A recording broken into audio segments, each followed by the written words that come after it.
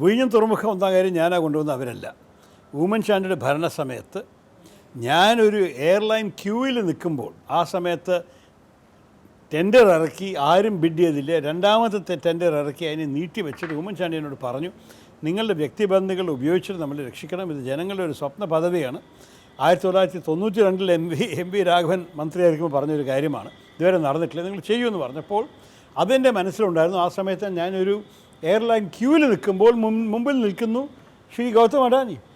അപ്പോൾ ഞാൻ അദ്ദേഹത്തോട് ഹലോ പറഞ്ഞു. അദ്ദേഹം എന്നെ ടെലിവിഷനെ മറ്റേ കണ്ടിട്ട് റെക്കഗ്നൈസ് ചെയ്തു. അദ്ദേഹം പറഞ്ഞു എന്താണ്. അപ്പോൾ ഞാൻ പറഞ്ഞു, നിങ്ങൾ ഈ വിഴിഞ്ഞം തുറമുഖത്തിനെ കുറിച്ച് കേട്ടിട്ടുണ്ടോ, നിങ്ങൾ കമ്പനി ബിഡ് ചെയ്തില്ലല്ലോ, അപ്പോൾ എന്തുകൊണ്ടാണ് ബിഡ് ചെയ്യേണ്ടത് ചോദിച്ചു. ഞാൻ പറഞ്ഞു, ഞാൻ പറഞ്ഞു തരാം. അപ്പോൾ ഞാൻ പ്ലെയിനിൽ കയറിയിട്ട് ഇരുന്ന് സംസാരിച്ചു. അദ്ദേഹത്തിന് എല്ലാ കാര്യങ്ങളും മനസ്സിലാക്കി കൊടുത്ത ശേഷം അദ്ദേഹം പറഞ്ഞു, ഈ ഫ്ലൈറ്റിൽ നിന്ന് ഞാൻ ഇറങ്ങുമ്പോൾ ഉടനെ എൻ്റെ കമ്പനിയെ വിളിച്ചിട്ട് അവരോട് ടെൻഡർ ഡോക്യുമെൻ്റ് എടുക്കാൻ പറയാമെന്ന് പറഞ്ഞു. അങ്ങനെയാണ് അവർ ബിഡ് ചെയ്യണമെന്ന് ഇത് ആരംഭിക്കണം.